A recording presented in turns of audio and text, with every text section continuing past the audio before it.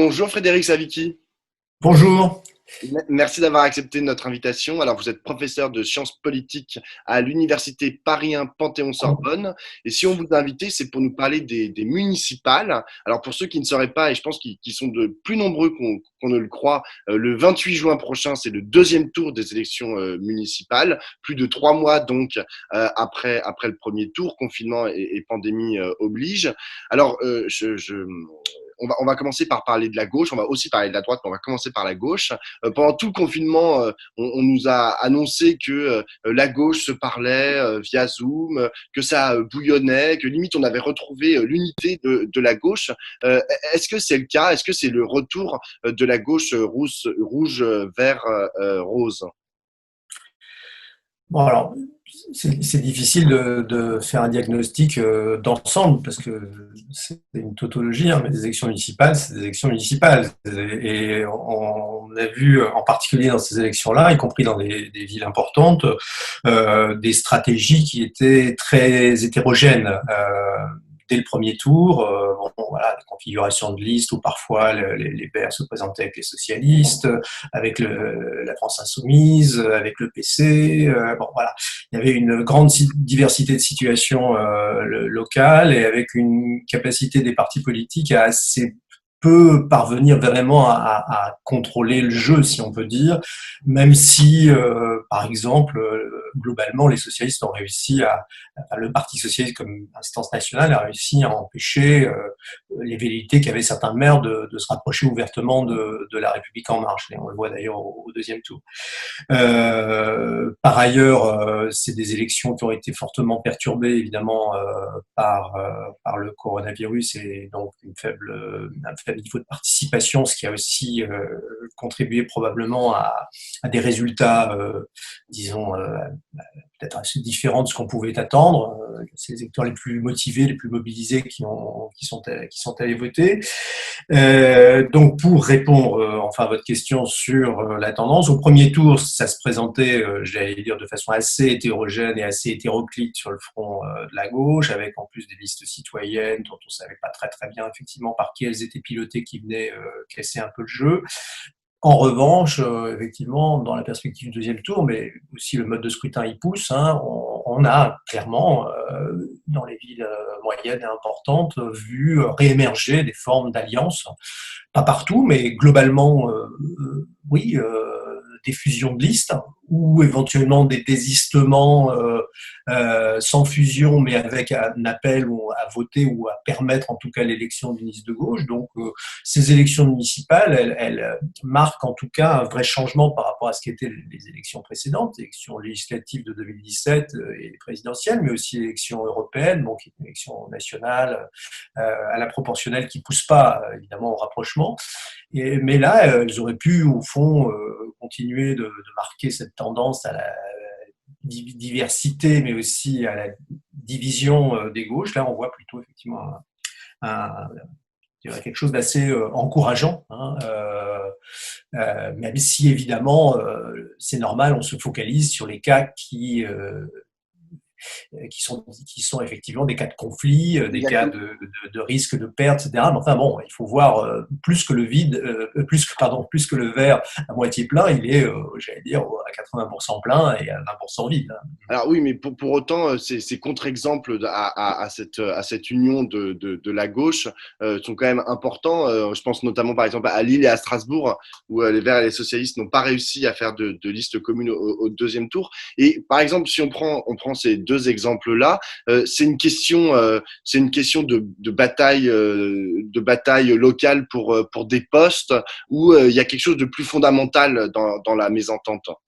Et comment ça se fait que, tout Alors, à l'heure, vous avez dit oui, Olivier Faure a réussi à empêcher les velléités de certains maires à s'allier avec LREM. Comment ça se fait que là, il n'a pas réussi, par exemple, à emmener, je sais pas moi, par exemple, Martine Aubry dans les bras des Verts?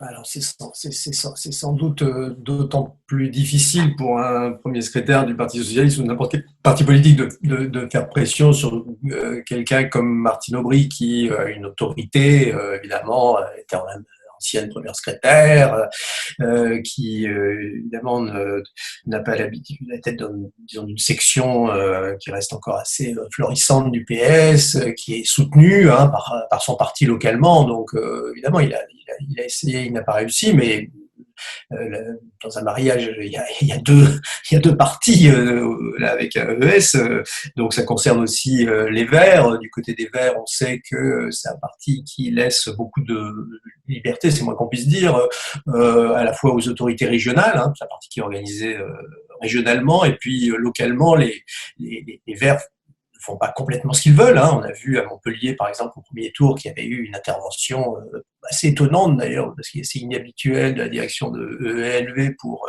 retirer l'investiture d'une candidate qui avait été choisie par les militants. Mais globalement, effectivement, la direction des Verts non plus n'est pas en mesure de pouvoir établir, par exemple, des formes de négociation carrées, si on peut dire. Bon, là, on fait une fusion à Lille et en contrepartie, on accepte de rejoindre un candidat socialiste ailleurs dans une ville comparable et on essaye de se mettre d'accord sur une règle commune. Bon, voilà.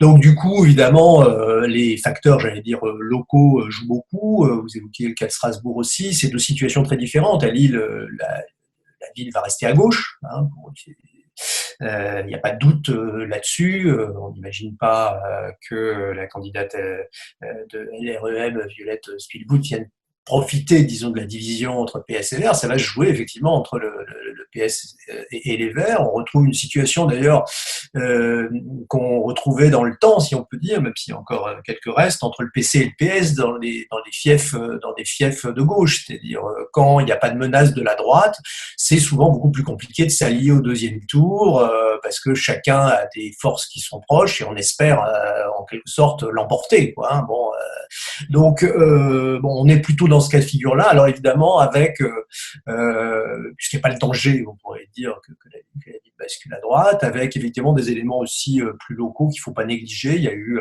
effectivement des conflits assez importants localement sur l'aménagement d'une grande zone, une friche anciennement appartenant à la SNCF en plein cœur de Lille qui représente un gros projet de réaménagement urbain et ça a provoqué beaucoup de conflits dans lesquels les Verts ont été partie prenante, mais pas seulement, des habitants, des associations. Les questions de réaménagement sont souvent un problème en fait entre les Verts et le Parti socialiste, notamment à Paris où ils ont réussi à faire liste commune. Absolument, oui, oui, oui. C'est cette question quand même de la conception qu'on a de la ville, du type de population et d'activité qu'on veut y développer. Bon, alors. Est-ce qu'il faut mettre de l'habitat social? Est-ce qu'il faut mettre de l'habitat horizontal, plutôt vertical? Est-ce qu'il faut faire venir des entreprises, des commerces? Est-ce qu'il faut ménager des espaces verts importants? Bon, tout ça, ce sont des vrais enjeux dont il ne faut pas négliger l'importance, puisque quand il y a une fusion, évidemment, et on l'a vu d'ailleurs à Paris avec un certain nombre de projets qui ont été, dont Anne Hidalgo a accepté de remettre en cause l'existence. Bon, je pense qu'à Lille, la municipalité, peut-être parce qu'elle était déjà engagée depuis longtemps là-dessus, était moins souple. Hein, donc bon, c'est pas simplement qu'une question de place. Donc moi, je pense que c'est la combinaison de trois facteurs, si vous voulez, cette situation. C'est d'un côté, une forte autonomie des partis politiques locaux qui n'ont pas j'allais dire, ont largement les moyens de supporter les pressions qui sont exercées sur eux de l'extérieur pour faire des compromis. C'est des enjeux locaux qui divisent fort, même si si les Verts participaient à la municipalité depuis longtemps à Lille, et puis l'absence de menaces. Hein, voilà. La situation à Strasbourg, si on peut en parler, si tant est que je la connais moins bien que la situation lilloise. Mais bon, là, on est une situation différente parce qu'il n'y a pas là, on n'est pas en situation de perdre la ville, hein, on est en situation de la conquérir. J'ai l'impression que Catherine Trottmann n'avait pas anticipé le fait qu'il y aurait une fusion entre la liste LREM et la liste des Républicains. Et donc, je pense que chacun, dans ce jeu-là, pensait qu'on aurait une quadrangulaire et que chacun avait en quelque sorte ses chances de l'emporter. Donc bon, ça a sans doute pesé aussi sur les stratégies des uns et des autres.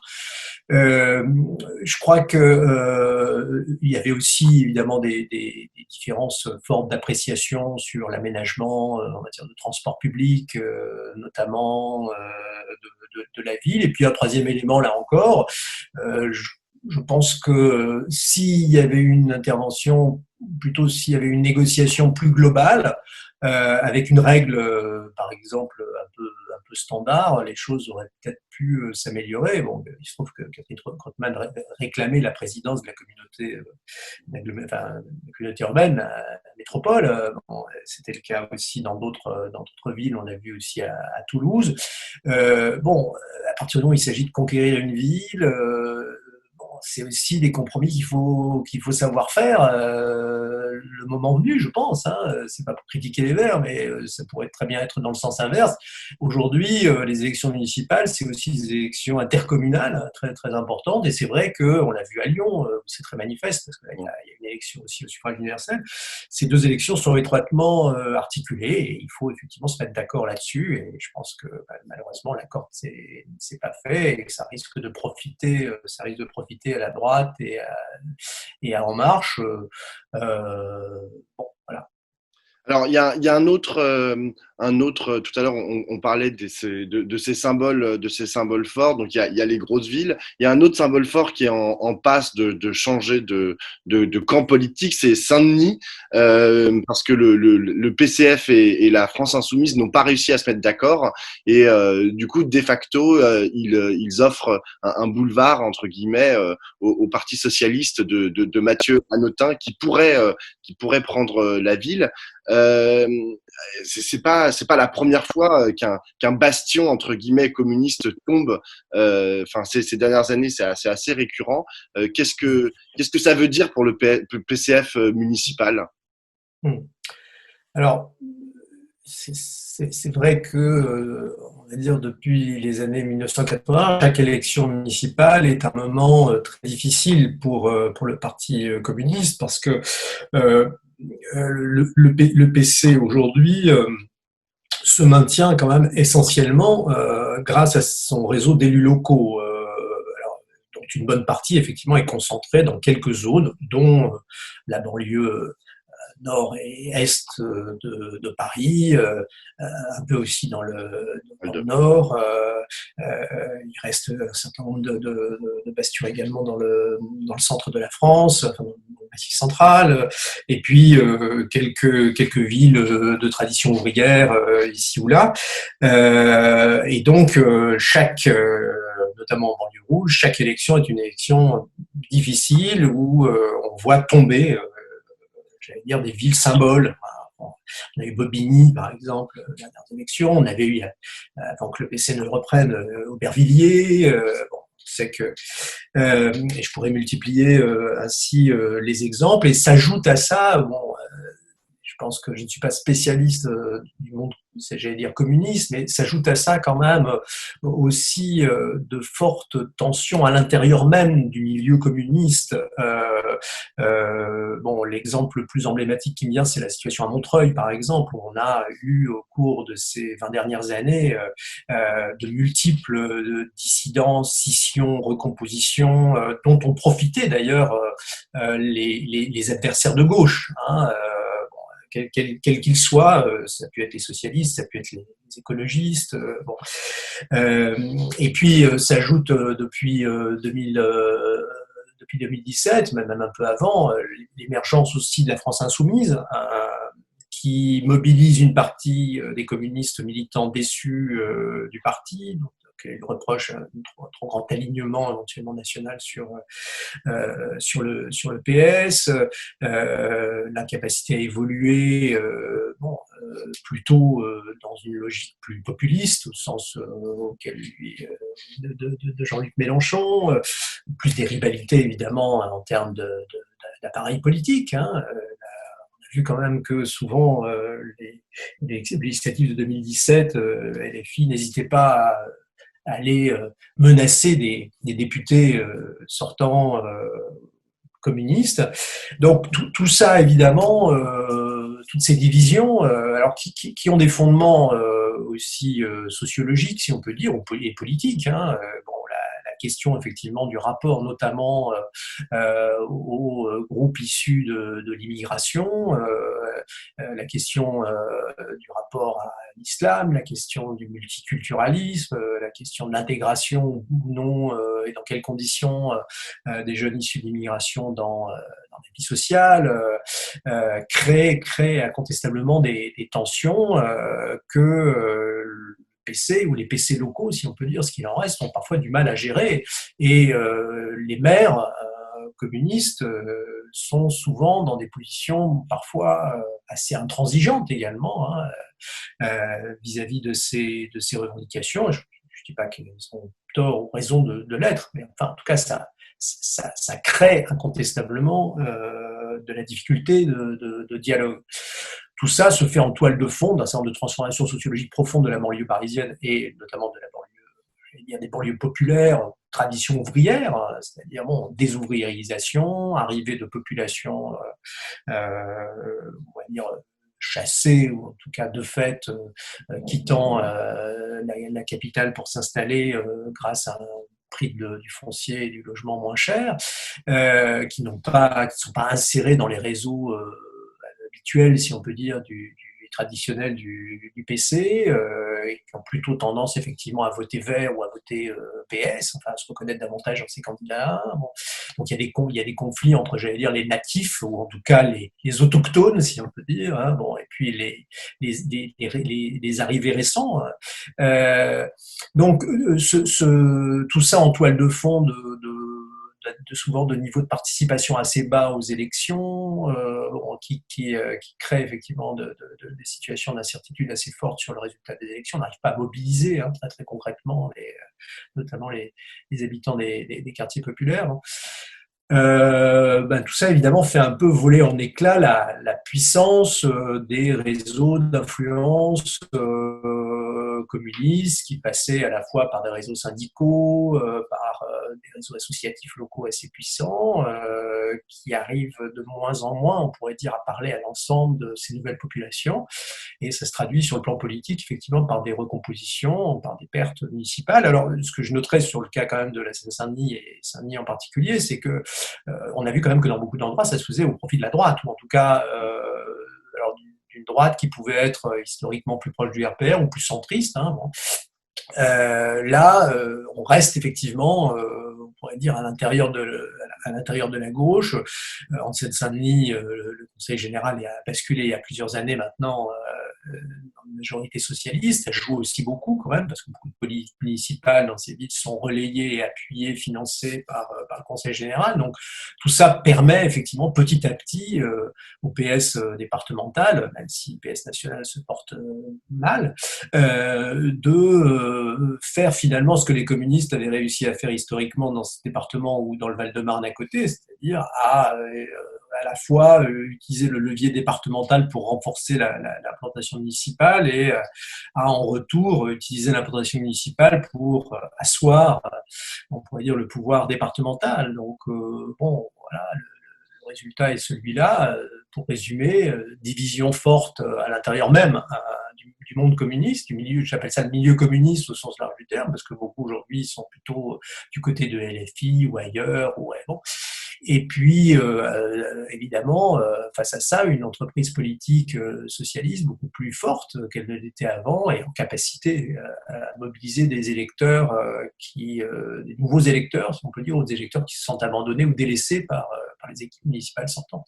Alors moi, il y a une autre ville où j'arrive pas très bien à m'expliquer ce qui s'est passé, c'est Le Havre, où les Verts et les communistes n'ont pas réussi à faire de liste commune pour affronter le Premier ministre Édouard Philippe, alors c'est sûr qu'une victoire n'était pas certaine, même s'il y avait une alliance entre les deux listes. Mais là, c'est vrai que ça paraît sans fusion, ça paraît très compliqué. Et là, on est quand même contre le Premier ministre en place. On a des partis, enfin à la fois ELV et le Parti communiste, qui se battent au niveau national assez farouchement contre la politique de ce même Premier ministre. Comment ça se fait qu'ils y soient pas arrivés? C'est quoi? C'est encore des inerties locales? C'est, je sais pas. je vais pas pouvoir vous répondre précisément parce que je n'ai pas évidemment d'éléments suffisamment factuels, précis sur ce qui s'y est passé. On peut juste faire comment dire des hypothèses à partir d'éléments factuels extérieurs connus de tous. La première remarque qu'on peut faire, c'est que évidemment les Verts n'étaient pas on fait moins de 10%, donc n'étaient pas en situation de se maintenir. Donc évidemment, c'est beaucoup plus difficile déjà de négocier quand vous apparaissez comme une menace potentielle, mais pas une menace effective. C'est-à-dire que vont faire les électeurs qui ont voté pour les Verts face à Édouard Philippe? Est-ce qu'ils vont s'abstenir? Est-ce qu'ils vont voter pour Édouard Philippe? Est-ce qu'ils vont voter quand même pour le candidat communiste? En dépit du fait qu'il n'y ait pas eu d'accord. Voilà, on n'en sait rien. Hein.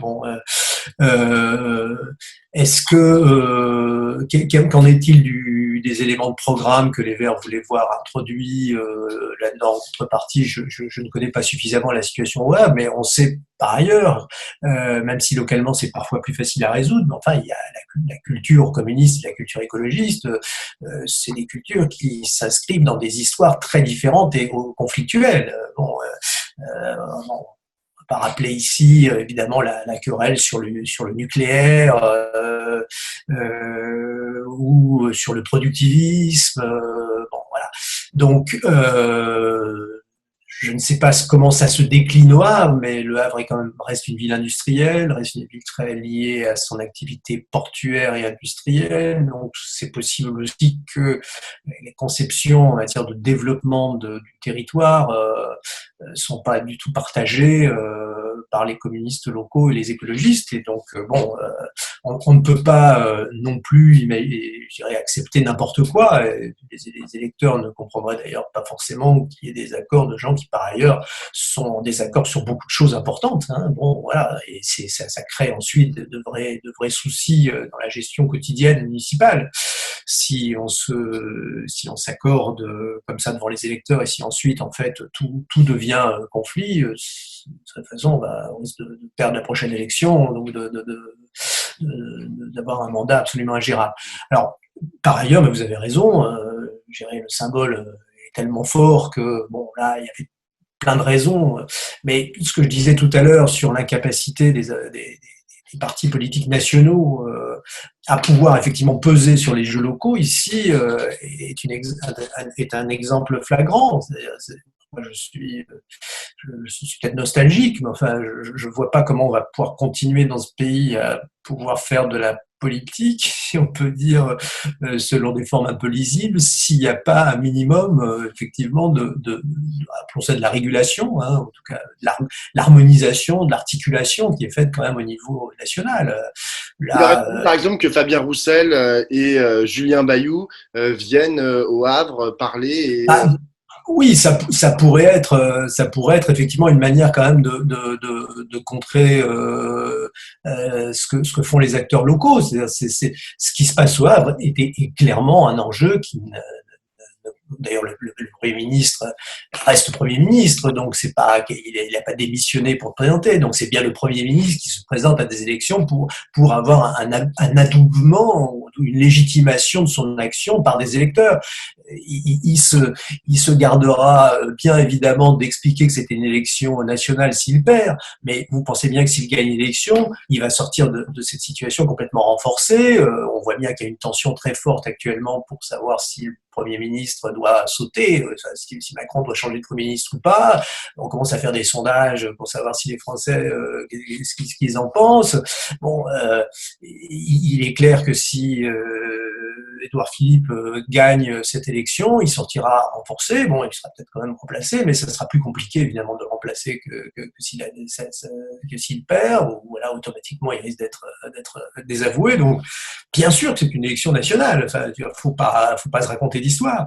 Et donc on n'imagine pas que les partis et dirigeants nationaux regardent cette élection en disant c'est l'affaire des Havrais, enfin en tout cas des communistes havrais, puis des écologistes havrais qui probablement les écologistes havrais doivent être une cinquantaine à tout casser, et les communistes sont ça doute plus parce que c'est l'ancien bastien communiste, mais enfin ça dépasse quand même complètement cet espace, disons. Hein. Donc oui, c'est navrant, mais il n'y a pas de fatalité non plus à regarder ça de façon passive. Hein. Donc je crois que ce serait très très important effectivement. En plus, à cause du symbole aussi que représente la ville du Havre, hein, c'est une ville ouvrière.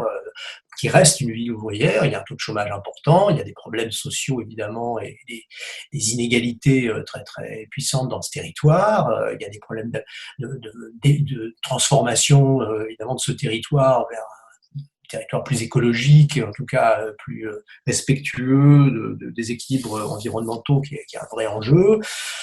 Bon, il faut effectivement que on montre que le Premier ministre est désavoué, même par des électeurs qui jusqu'à présent jugeaient sa gestion plutôt sympathie ou en tout cas pas forcément de manière critique.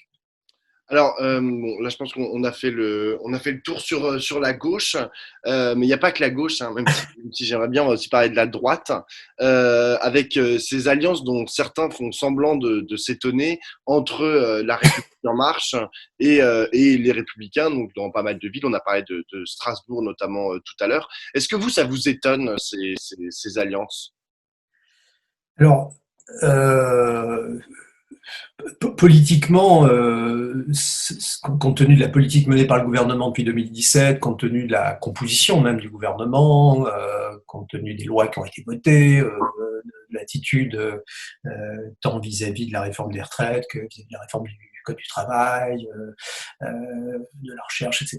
Bon, on peut dire, bon, c'est jamais que la, comment dire, la reconnaissance d'une évolution d'un parti qui au départ se voulait centriste, pragmatique, et de droite et de gauche, parfois ni de droite ni de gauche, mais enfin, en tout cas vers la droite, une évolution qui est largement aussi, je vais dire, renforcée par la logique même de nos institutions. Hein. L'élection présidentielle se fait à deux tours, majorité pour les législatives, c'est aussi deux tours, il y a des logiques de désistement. Bon, voilà, donc il a choisi son camp. Alors on pourra rétrospectivement s'interroger sur les raisons pour lesquelles il a autant, je parle d'Emmanuel Macron, autant été à droite et qu'il n'a pas essayé de ménager davantage sa gauche, on pourrait dire, pour définitivement annexer l'espace social-libéral ou social-démocrate. Bon, ça, ça reste pour l'instant relativement mystérieux. On aurait pu imaginer effectivement qu'il essaye davantage d'équilibrer sa politique. Hein. Il ne l'a pas fait. Bon.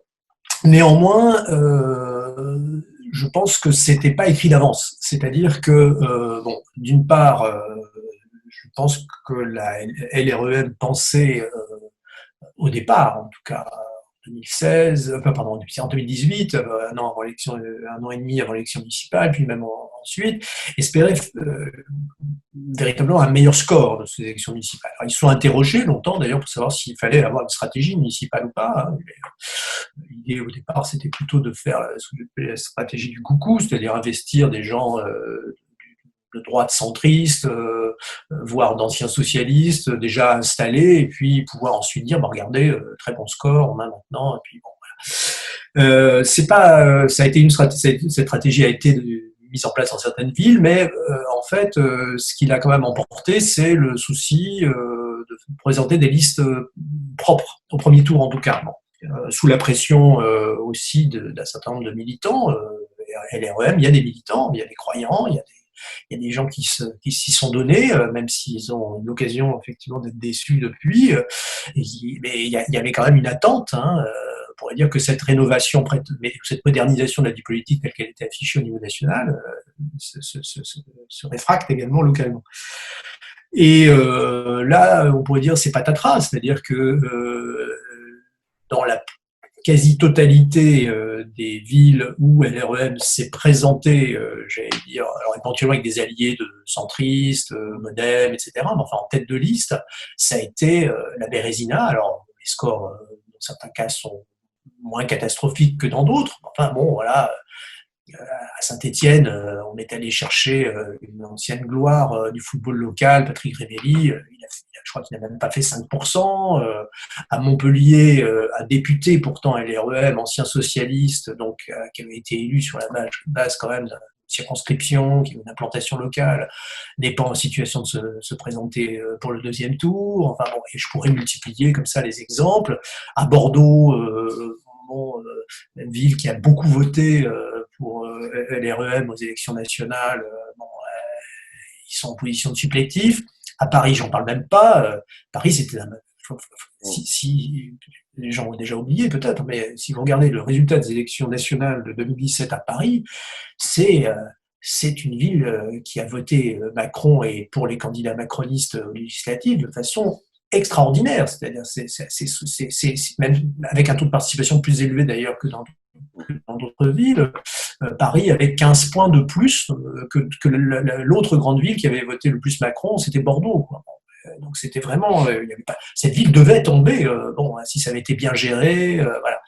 Donc en fait, ce qui s'est passé, c'est que LREM, depuis 2017, n'a pas fait le boulot, c'est-à-dire en fait n'a pas fait le travail d'implantation politique, de développement politique, de section politique locale, de groupes politiques locaux, en donnant des moyens. Il y a une telle peur, évidemment, qu'émergent de nouveaux notables, qu'on a préféré finalement soit s'appuyer sur des chevaux de retour inoffensifs, soit promouvoir des candidats qui souvent n'avaient pas donc de soutien très très fort dans les sections politiques locales, créant des conflits invraisemblables. Bon. Alors c'est vrai que quand vous rassemblez des gens qui viennent de la droite et de la gauche, ou du centre droit et du centre gauche, c'est vrai que c'est très compliqué de choisir, de faire des arbitrages, y compris sur le plan municipal, donc c'était pas facile, mais comme en plus on n'a rien fait pour aider à la structuration de ce tissu, le résultat, ajouté évidemment à la critique très forte du gouvernement et ses effets, fait que LREM s'est trouvée, y compris lorsqu'elle avait des chevaux de labour comme Gérard Collomb, discrédité, quoi. Bon, ça, ce qui s'est passé à Lyon est tout à fait intéressant de ce point de vue-là. Bon, il y a quelqu'un qui est très installé dans la bourgeoisie locale, mais qui a aussi beaucoup de relais, très soutenu dans la population, dont l'image de social-libéral est depuis très longtemps établie. C'est l'homme qui défend l'industrie et le patronat local de façon très très ouverte, qui est cul et chemise avec le PDG de l'Olympique Lyonnais, à qui il a offert un stade magnifique. Qui a aussi transformé, Bon, voilà. le Stade Lyonnais.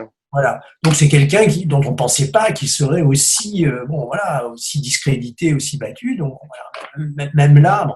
Donc du coup, évidemment, la situation, c'est que l'REM n'est plus en situation de pouvoir dicter en quelque sorte sa politique ou utiliser la municipale pour recomposer le paysage politique.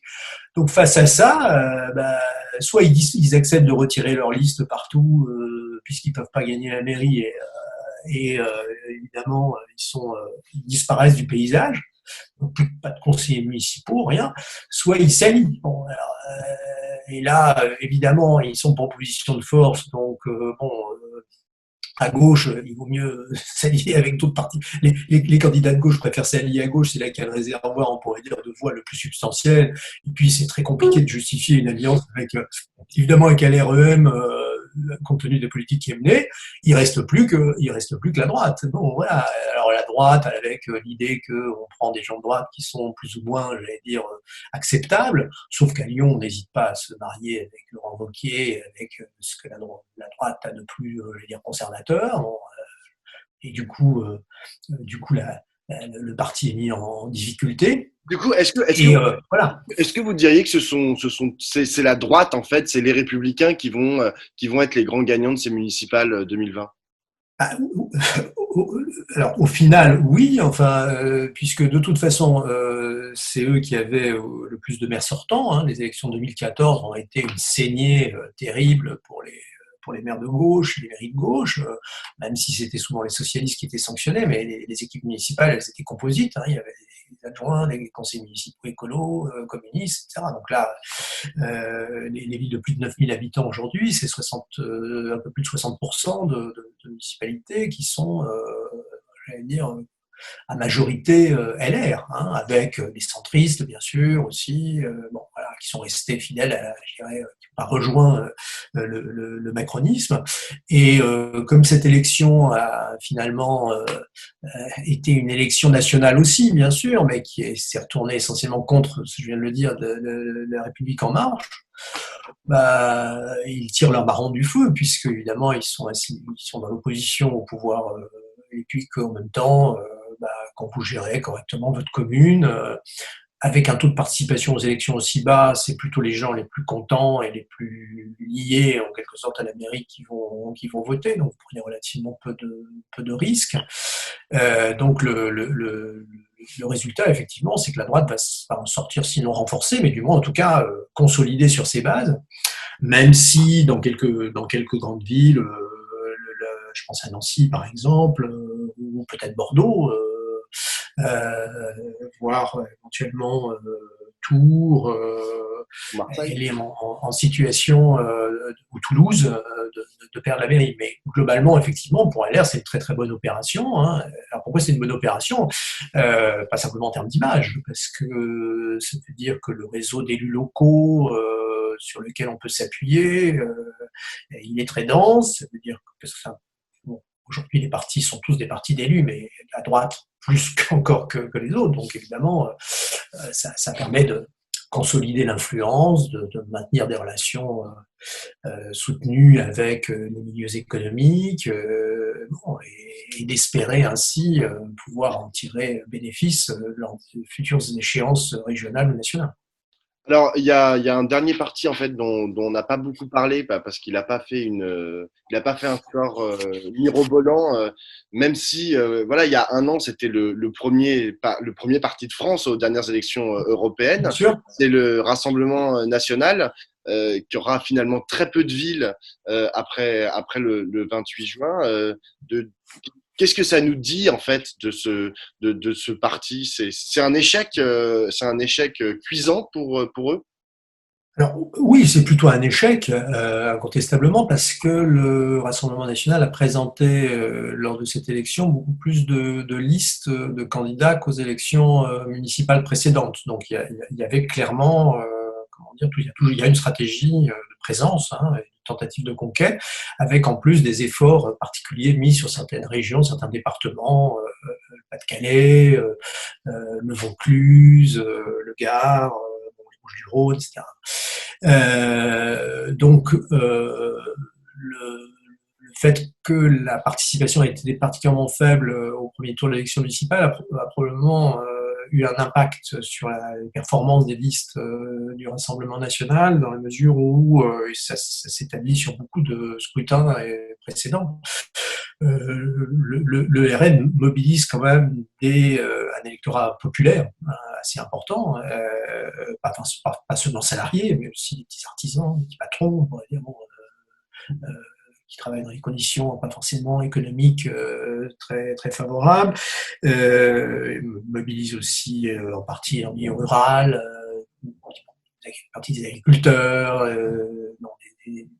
donc employés, petits employés, ouvriers, etc. Donc, et c'est vrai que traditionnellement, le taux de participation de ces catégories sociales-là est plus bas que les autres, et que en plus, évidemment, probablement, que dans une élection, on pourrait dire, qui apparaissait risquée d'un point de vue sanitaire, bon, ils se sont moins déplacés sans doute que d'autres, et donc ça a probablement eu un impact sur le score du RN.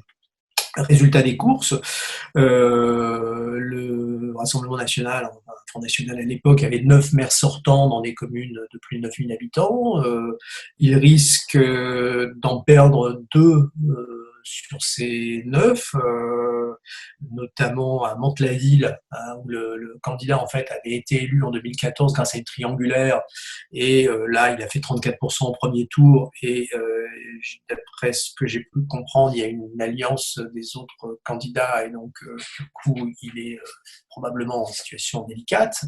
Et puis au Luc, dans le Var, hein, qui est une ville quand même assez importante, 15 000 habitants, plus une situation centrale dans le département, où la situation se présente mal pour lui. Donc il a réussi à... Alors par contre, 7 des maires ont été élus au premier... 7 autres des maires ont été élus dès le premier tour. Donc ça c'est quand même le signe que quand le RN s'implantent quelque part, l'appareil municipal, la politique municipale, les moyens que ça donne, la stratégie souvent assez, on pourrait dire, lisse en apparence, hein, qui est menée, Ouais. permet une implantation. Hein. Bon, voilà. Donc, alors, heureusement pour le N, si on peut dire, enfin, bon, évidemment, il y a la situation de Perpignan, donc, qui va lui permettre, si la ville est emportée, mais c'est pas, Encore gagné. c'est pas encore gagné, mais bon, on a vu que les candidats de gauche qui pouvaient se maintenir, enfin, candidat écologiste, mais c'était une liste PSP, PC élevé, s'est retiré pour faire élire le maire sortant, bon, qui évidemment a fait l'objet de beaucoup de critiques. Bon, c'est une ville très difficile à gérer, hein, Perpignan, avec ça. Donc on risque d'avoir effectivement une victoire là de pas n'importe qui, même s'ils se sont séparés maintenant. Enfin, Louis Alliot, c'est un dirigeant national d'importance du Rassemblement national. C'est quelqu'un qui pèse fortement, donc c'est une personnalité qui n'est pas simplement une personnalité locale qui ont été choisies. On pourrait dire un peu pour plaire à la population locale, qui ne serait pas quelqu'un qui est très marqué idéologiquement, il l'est. Ça peut être contrebalancé éventuellement par la perte par Serge Ravier à Marseille de la mairie de secteur. Bon.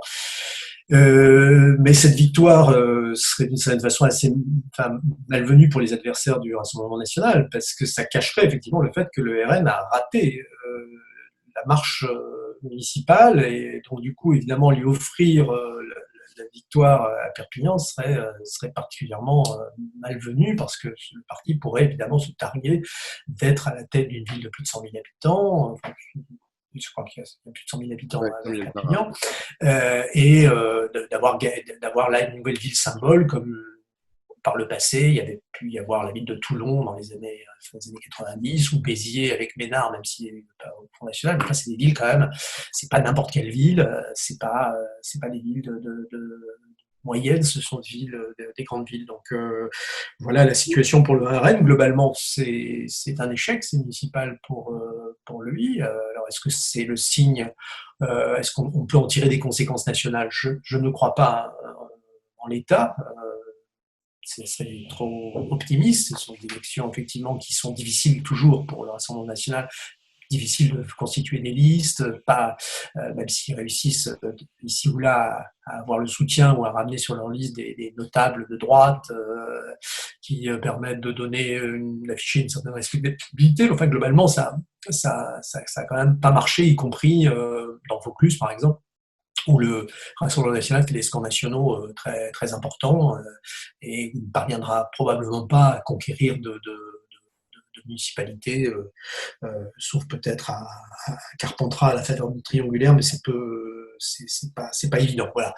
Donc voilà, on en est, disons, pour le Rassemblement national. Et ça confirme d'une certaine façon le décalage qu'il y a entre les élections locales, municipales en termes de résultats. C'est plutôt le LR, c'est plutôt les socialistes qui ont des positions sortantes qui vont s'en sortir. Le PC va sans doute sauver les meubles. LV risque là effectivement d'être le grand bénéficiaire parce qu'ils étaient qu'ils avaient peu de villes et ils risquent d'avoir quelques villes importantes. Et LREM est en position de supplétif quasiment partout, et les quelques mairies qu'il peut revendiquer, ce sont des mairies qui étaient déjà, les maires étaient déjà des sortants centristes, donc, ou modèles. Justement, j'en viens à ma dernière question. C'est le rapport en fait entre les municipales aujourd'hui et les présidentielles en 2022. Est-ce que finalement les partis voilà qui n'ont pas percé pendant ces municipales, à savoir la France insoumise, la République en marche et le Rassemblement national, est-ce que finalement on n'en a pas beaucoup parlé de ces municipales de toute façon en général, est-ce que c'est pas parce qu'ils sont concentrés ces trois partis sur l'élection présidentielle de 2022 qu'ils ont fait un peu l'impasse sur 2020, sur les municipales 2020. Et d'ailleurs, et ça marche peut-être aussi pour les autres, pour les autres états-majors, qui sont aussi, peut-être sauf les républicains, qui étaient plus concentrés sur ces municipales, les autres sont vraiment orientés vers 2022. Oui, vous avez raison, hein, qu'il s'agisse du Rassemblement national, de LREM ou de LFI, ce sont des partis, j'allais dire presque des partis personnels, c'est-à-dire ce sont des partis au service d'un leader. Avec le problème évidemment que ça ne marche que tant que le leader est légitime et incarne effectivement un espoir. Et on voit bien qu'à LFI aujourd'hui, il y a des tensions, notamment entre François Ruffin et Jean-Luc Mélenchon, mais ça pourrait peut-être avec d'autres candidats, bon, du fait notamment effectivement des résultats assez mauvais, élections européennes, élections municipales, qui peuvent évidemment du coup interroger la stratégie. Bon, au Rassemblement national, bon, c'est un parti personnel, j'allais dire patrimonial, hein, ça appartient à la famille Le Pen, et ça risque de l'être encore pour un certain temps, d'autant plus qu'on a encore en embuscade une nièce qui n'attend que ça pour revenir en politique. Donc bon, voilà. Et pour LREM, de toute façon, voilà, le EM de LREM, ça veut dire Emmanuel Macron, hein, ça veut pas simplement dire En Marche, donc c'est vraiment une entreprise politique très liée.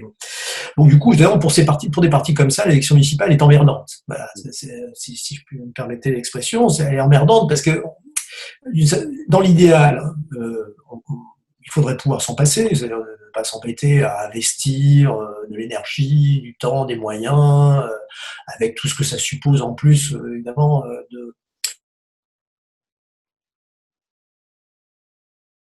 dans l'embarras. On voit bien que pour LFI, jusqu'à présent, la stratégie était plus une stratégie bon, alors, à la fois populiste et de démarcation par rapport à la gauche. C'est compliqué de cautionner, de participer partout à des alliances, à des politiques municipales qui du coup montrent que bon, finalement, ils sont pas si différents, pas si opposés aux autres familles politiques de gauche. Pour le Rassemblement national, bon là, c'est plus, il aimerait bien au contraire utiliser ces municipales pour devenir respectables, c'est-à-dire imposer des alliances avec la droite, mais là, les autres ne veulent pas. Ils ont compris que s'ils font ça, ils risquaient de disparaître. Donc, ils se retrouvent isolés. Ils jouent comme donc, ça veut dire quand même qu'il y a le RN a une stratégie municipale, mais qui ne marche pas. Hein. Donc, ils essayent depuis des années, désespérément, de s'implanter. C'est compliqué. Pour LFI, il y a malgré tout, du coup, c'est emmerdant, mais on est quand même obligé d'être présent. D'abord parce qu'il y a des militants qui ont envie aussi, qui veulent peser localement. C'est compliqué à justifier de ne pas y être. Bon, alors du coup, la stratégie qui a été adoptée, c'était plutôt une stratégie de faire des listes, de soutenir des listes citoyennes, de ne pas apparaître en tant que parti, mouvement, de façon explicite. Mais comme tout ça a été quand même assez, très décentralisé et pas très coordonné, bon, le résultat, c'est effectivement un échec global, c'est-à-dire qu'il n'y aura pas de municipalité LFI, il n'y a pas de maire non plus qui aurait quitté un autre parti pour rejoindre ouvertement la France Insoumise. C'est peut-être pas grave pour un parti très personnel comme ça, mais ça traduit quand même le fait que finalement ce parti est peu ancré dans la société, c'est-à-dire qu'il a peu de soutien en dehors des moments d'élections nationales présidentielles, etc. Bon, c'est quand même fâcheux, si on peut dire, pour un parti qui est un leader qui veut éventuellement avoir une majorité. Et on avait vu d'ailleurs que lors de l'élection législative de 2017, il y avait beaucoup d'espoir qui avait été fondé quand même par LFI. Bon, ils ont réussi, c'est une belle performance parce qu'on partait de zéro à avoir plus de 15 députés, mais 15 députés, après avoir fait 19% aux élections présidentielles, vous voyez, même s'il y a le mode de scrutin entre deux, ça ne va pas. Quoi. Bon, ça veut dire évidemment que... Et pour LREM, je l'ai dit tout à l'heure, l'idéal aurait sans doute été de faire l'impasse ou de pouvoir s'appuyer sur quelques élus déjà sortants pour pouvoir montrer qu'on a désormais conquis. Ils ne l'ont pas fait, ils ont essayé quand même d'avoir une stratégie, ça n'a pas marché. Donc ils en payent les conséquences nationales parce qu'évidemment, c'est compliqué aujourd'hui pour Emmanuel Macron de dire qu'il représente encore un quart de l'électorat, parce qu'il est où ce quart de l'électorat quand à Lyon, quand à Saint-Étienne, quand à Bordeaux, quand ici, on est plutôt entre 10 et 15%, quand à Paris, on n'est pas capable d'unir ses forces et qu'on n'aura probablement aucune mairie d'arrondissement, peut-être le 5e avec quelqu'un qui vient de LR, dernière, ou 9e. Donc, ce sont des élections, effectivement, qui ont quand même eu, malgré tout, des conséquences plutôt négatives sur les partis en question, parce qu'évidemment, ça montre d'une certaine façon leur absence ou leur faible ancrage, pas simplement politique, mais social, sociologique, culturel dans la société. Merci beaucoup, Frédéric Savicki. Ben, merci à vous pour cette longue entretien, puis m'avoir laissé le temps de développer mes idées.